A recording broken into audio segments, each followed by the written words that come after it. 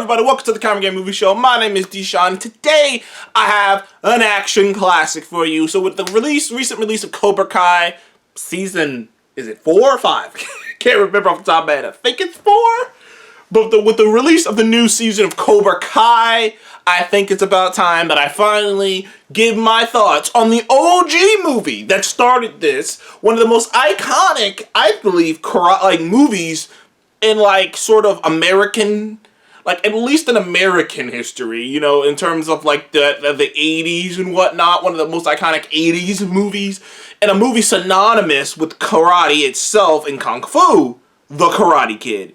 And it's one of those movies that it's never remembered as fondly as Rocky per se or The Terminator. But this movie is held at the same regard as a lot of those movies. You know, because and in many ways, it could be considered a sports movie because, as many people know, karate, in particularly the way they did it in the film, is a sport. There are people it is a sport, a point system, and everything. So in many ways, Karate Kid could not only be considered an action classic, it could be considered a sports classic because it could be considered a sports movie as well. But you know, if you're watching my channel, you've probably seen The Karate Kid, and you know, and the iconic Mr. Miyagi, one of the best mentors in any film. You know, you got your Gandalfs, you got your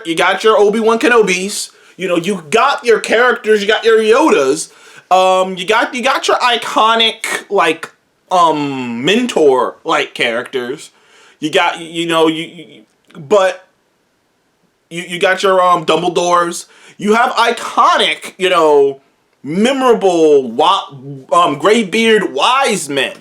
But I think Mr. Miyagi stands toe-to-toe with all of them.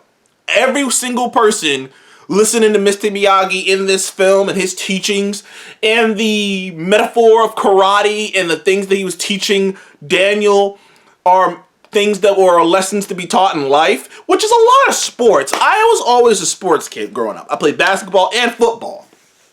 And I mean, honestly, I'll play anything you put in front of me, to be fair, but I gravitated towards basketball and football. And people who don't get sports and don't get things of this nature is that there are lessons, life lessons, and disciplines and things that can be taught. Same thing mixed with martial arts and whatnot, that a lot of martial arts are more than just fighting. It's conditioning, it's spiritual, it's about inner peace and learning things. And there's a lot that you can get more than just fighting out of martial arts. And Mr. Miyagi, you know, he might not have been the first to put that into film in terms of using karate as a metaphor for all these things. But Mr. Miyagi is the definitive, iconic Asian wise man. He is that. He's that guy. When you think Asian wise character teaching someone, it is a Mr. Miyagi. So Mr. Miyagi on his own is iconic. But then you get to Daniel,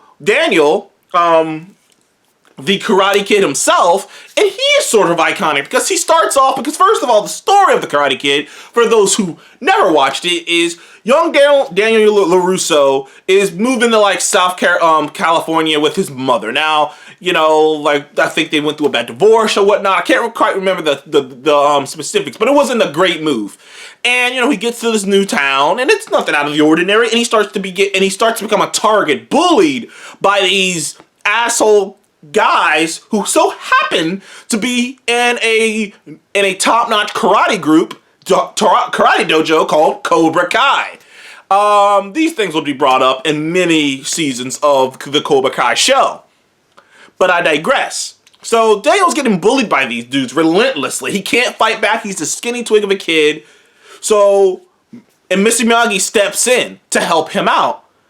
And with the help of Mr. Miyagi in training, he takes it to the members of Cobra Kai. He enters the karate tournament, and he beats them at their own game using the lessons that Mr. Miyagi taught him. It's an underdog story. It's classic, dude. It's classic. The Karate Kid to me is timeless. It's a classic story. It doesn't reinvent the wheel. It's one of the more softer movies on my action classics. If you've noticed, a lot of my action classics are pretty hard in the paint, but this one is a little less, but it's because it's dealing with teenagers, but it's still hard. It still has a lot of action in it. You have the iconic scene with him fending them off, and they're dressed in their skeleton paint and stuff. They look like skeletons, and Mr. Miyagi shows up and handles them. Obviously, you have the cool tournament fight, which was awesome. And seeing him defeat them and overcoming an injury, overcoming a cheap shot. There's a lot going on in this movie. And it's funny because the movie, in my opinion, has only been elevated by the events of Cobra Kai, particularly the events of Cobra Kai Season 1, which painted the picture of these events were a lot more complex than we originally thought. And when you really go back, if you watch Cobra Kai Season 1 and you go back and watch The Karate Kid, it makes things actually feel even more three-dimensional. Because, to be fair, when you watch the original Karate Kid, it is pretty black and white. Daniel's this young, good kid who's just who just so happened to flirt with the wrong girl and start all this. And that's what happened. That's basically where all this kind of started. He so happened to flirt with the wrong girl. And it kicked off all of this crazy events. And of course, he's not backing down, and they're, got numbers and stuff, and they're, they've been taught by their mentor to do these things. And it's like, he has to overcome this, it's not just these bullies, it's these trained bullies. So it's like, it's not even like a normal bully level of bullies. These guys are trained.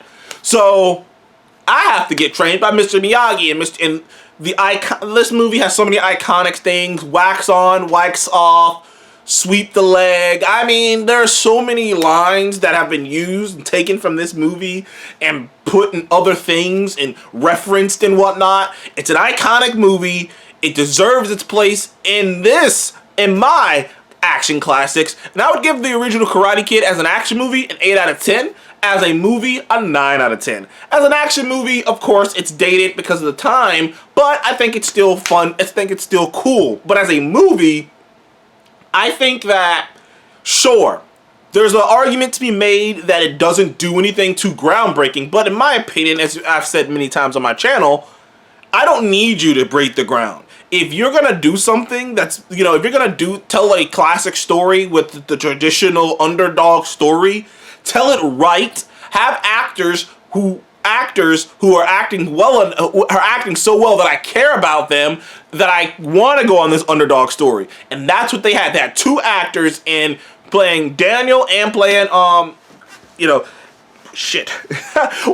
Mr. Miyagi, playing Daniel and Mr. Miyagi respectively, who I rooted for, and they had actors who were representing Cobra Kai who I did not like and wanted to see get their asses kicked. And I got what I want. If you want a classic, nice, feel-good underdog story, The Karate Kid is the one you want. Anyways, thank you guys for joining the Comic Movie Show. Please like, subscribe, and I'll see you guys on the next one. Goodbye.